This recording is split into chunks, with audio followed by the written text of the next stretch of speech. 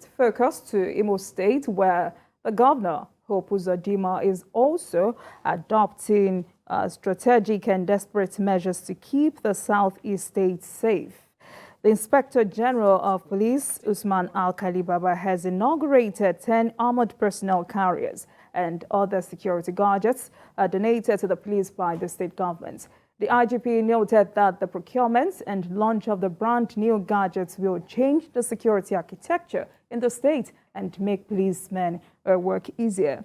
Gentlemen, considering the unique security challenge in Imo State, how would you rate this additional investment to the security assets of the state? Well, I look at it from many angles. First, Imo State has its own peculiar security situation. We have seen activities of unknown gunmen, people being killed, and some level of assassinations, that we cannot really. So I think it's a strange thing to Imo State, if you look at the history, it's a recent development. So I think the government should be expected at all times to do something practical. But I'm not sure how effective buying 10 APCs will be. It's a very good development, very, very good development, because I think it should cost between $15,000 to $25,000. APCs are used to carry weapons. They are also used as like barriers, They are also used as outposts for police. And I noticed that they are mostly, installed in urban areas, to also serve as a kind of psychological threat to criminals. But I think those things will not be meaningful if they are not backed with other practical steps that the government needs to take. Intelligence all over the world are meaningful when they are driven by intelligence, driven by intelligence gathering. I'm not sure whether Imo State has any functioning forensic laboratory. I think in the whole of Nigeria, I think we have one in Port Harcourt and then one in Lagos. Because mere having APCs is great, but then you need to set up an intelligence mechanism that will be able to nip crime in the bud. Why Israel, America, they are ahead is that before you commit that crime, most of the time you are caught. APC can only act maybe as a kind of deterrence to, crime actors. But the most effective method will be staying where they are planning those the crime. The perpetrators are arrested. So I think the governor needs to design a more effective intelligence mechanism to back up the procurement of the APC, the armored personnel carriers. And of course, what has happened in Imo State is also a signal to the question we have been raising about state police. The governors keep on funding police, but they don't have control over them. 10 APCs is a lot of money from taxpayers' funds in Imo State. So if the governors consistently fund police institutions and they don't have control over them, so I think it is time for us to stop fooling ourselves. It is time for us to have state policing as part of our security architecture. And I hope that at the end of the day, that will be where we are going, not just governors spending public funds on police and then they don't have control over them. Nelson. Yeah. I agree with what Adewale Adeoye has said. We need beyond just purchasing hardware. And for me, we've spent so much on security, especially in areas where unknown gunmen or unknown men, as some would even joke about, are running rife and, causing a lot of damage. Ahead of elections in 2023, in areas like that, it creates a lot of uncertainty, and this is good, in the build-up to the next political season. This is good, but we also need to look at beyond just security hardware and architecture. He talked about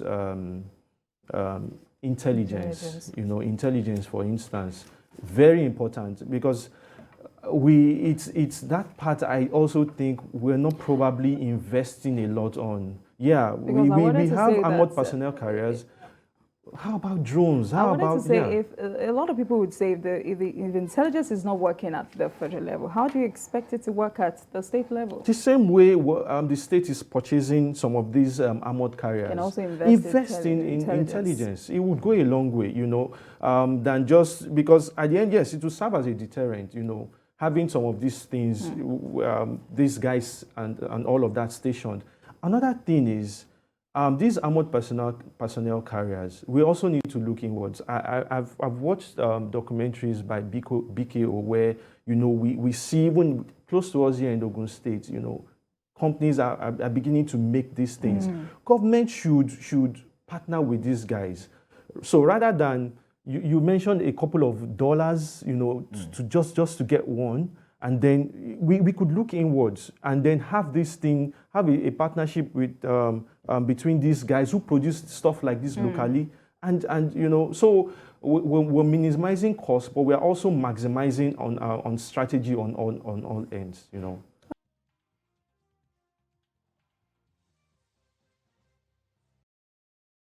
All right, welcome and thank you for staying with us. Okay, before we move on, we now have the maestro in the building, Babajide Koladio Titojo. Welcome, BKO. Thank you so much. And happy Sunday to you. And you. All right, before you came in, we talked about two different issues. Governor Yaya Bello asking traditional rulers in the state to bring in more collaborative efforts in tackling insecurity in a state. And also the Inspector General of Police has inaugurated some gadgets, 10 armored personnel carriers in Imo State. Yes, starting with Governor Hope Uzodimma. From what I saw the last time I was in Imo State during the Nigerian Army Day celebrations, this is a governor that is seriously concerned about the state of insecurity and is doing his best, at least in the area of acquisition of the equipment that the police and other security agencies need. I saw some APCs that were yet to be distributed at that time, and the truth is we were in Imo State on a Monday, and on that day, there was no seat at home. In fact, there was a traffic gridlock in town because the military showed its presence.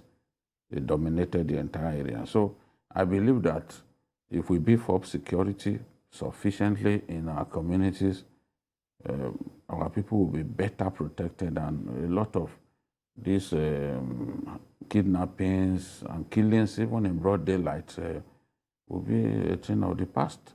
So kudos to him for supporting the armed forces in the way that he's doing.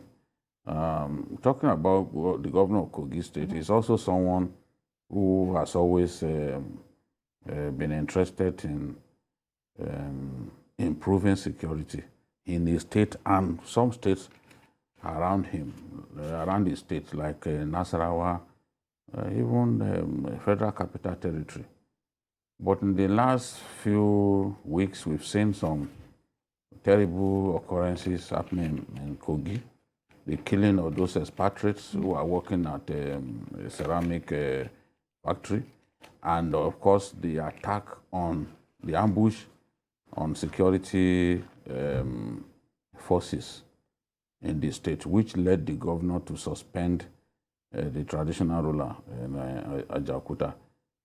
What the governor wants to see is traditional rulers playing a greater role. And that's why the Obaro of Kaba said the constitution should actually give a role specifically to traditional rulers, so that we know that when it comes to internal security, for example, in their domains, the buck stops at the desk of the traditional ruler. So you can see a governor who is pained by what has happened, trying to get to the root of the matter. If traditional rulers don't know people coming to their domains, if they don't set up structures that will enable them to identify hoodlums and other people when they sneak into their communities, then it will be too late for them to respond. So we've got to give a role to traditional rulers that enables them to help the armed forces to protect us better. I think many years ago, when the local government was, in terms of its structures, was better, traditional rulers had a bigger role, to play, and they were actually involved. They were in charge of security in their respective domains. But right now, that's not the case. And since we are facing serious security challenges now, I think it makes sense to give the traditional rulers that role. All right. Thank you very much, BKO.